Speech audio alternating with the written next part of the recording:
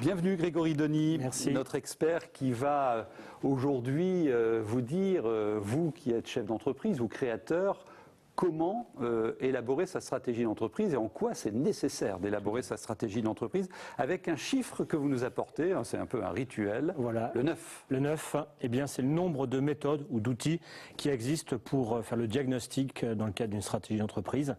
Alors c'est vrai que ça paraît compliqué, avec des mots, des McKinsey, des SWOT, etc. Les noms sont des fois font peur, mais c'est accessible à la PME parce qu'écrire sa stratégie, c'est tout simplement fixer le cap de son entreprise. Voilà, la première leçon, c'est que la PME, la TPE doit s'intéresser à cette stratégie. D'ailleurs, on vous a posé la question, est-il encore possible d'avoir une stratégie moyen terme en entreprise dans un environnement qui est aussi changeant? Bon, la réponse est claire, hein. 3 sur 4 d'entre nous ont dit non, on n'arrive plus à voir loin. Ah, effectivement, oui, cet environnement qui est changeant et crée de l'incertitude. Alors, j'ai envie de répondre en deux temps aux téléspectateurs. Alors, tout d'abord, je citerai Sénèque pour illustrer cela.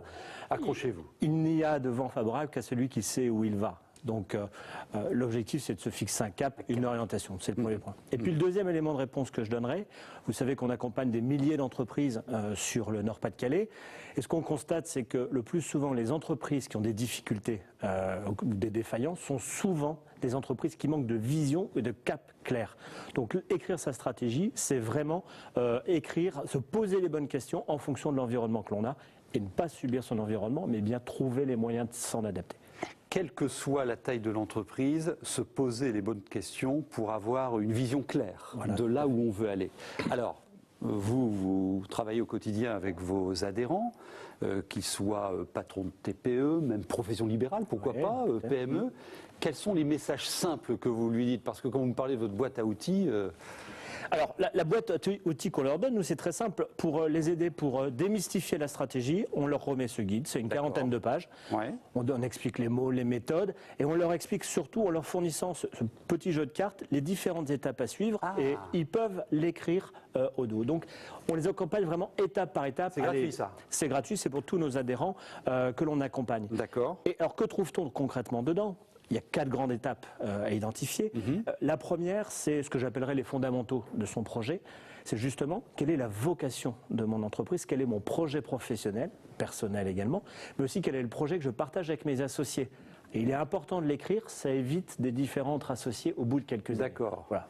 Vocation de l'entreprise.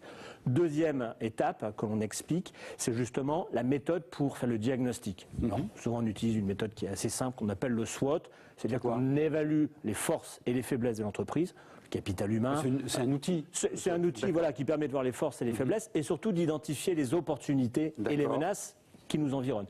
Alors quand on dit opportunité-menace, il faut avoir 2 focales.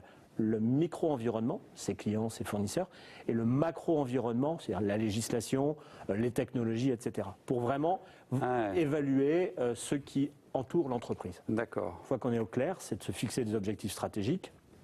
Avec un petit moyen mémotechnique, c'est qu'on dit en général que cet objectif va être défini de façon SMART, c'est-à-dire spécifique, mesurable, atteignable, réaliste et temporel. Il faudrait Smart, voilà. Et 4e étape, et sur ces moyens mémotechniques, pour vraiment s'en souvenir, c'est pour réaliser les objectifs, il faut écrire des plans d'action. Et pour écrire un bon plan d'action, il faut répondre au CQQ, c'est occupé. Voilà. Mais soyez poli. C'est très poli, c'est très correct parce que CQQ, c'est occupé. C'est initial. Comment, quoi, qui, combien, où, quand, pourquoi. Il faut répondre à toutes ces questions pour définir le bon plan d'action à mettre en œuvre pour atteindre ses objectifs stratégiques. Ah, c'est des moyens pédagogiques pour ça peut être très simple, les cases. voire ludique. Bon, alors vous retournerez le voir. CQQ. C'est occupé. Très bien.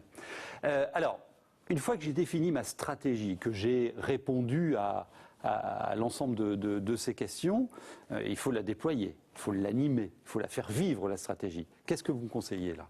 Alors, très souvent, il faut se poser la question, est-ce que j'ai besoin de bouger mon organisation pour rendre les plans d'action réalisables? Ça, c'est le premier point.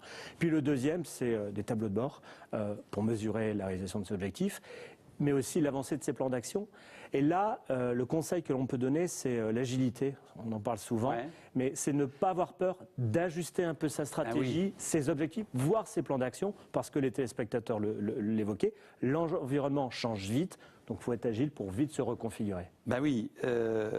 On doit réinterroger sans cesse sa stratégie. Enfin, c'est pas figé, quoi. Le monde bouge tellement vite. Vous pouvez rassurer là-dessus? Alors, effectivement, ce qu'on peut dire pour comment être agile? Alors, comment être agile? Alors, déjà, c'est éviter les scénarios de rupture. C'est pas de dire à un moment je vais dans un sens et l'année d'après je vais à droite. Le conseil que l'on peut donner, c'est d'être dans l'amélioration continue. J'ajuste en permanence mes objectifs.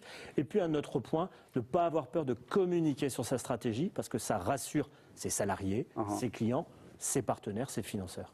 Et vous téléchargez la fiche conseil réalisée par les équipes de Grégory, les experts Serre France, la stratégie de votre entreprise. Vous retrouvez tous ces conseils, le CQQ. C'est occupé. Une dernière information avant de nous quitter. Le 19 octobre prochain, conférence exceptionnelle de Pierre Rabhi à Lille. Malheureusement, c'est complet. En revanche, une super nouvelle.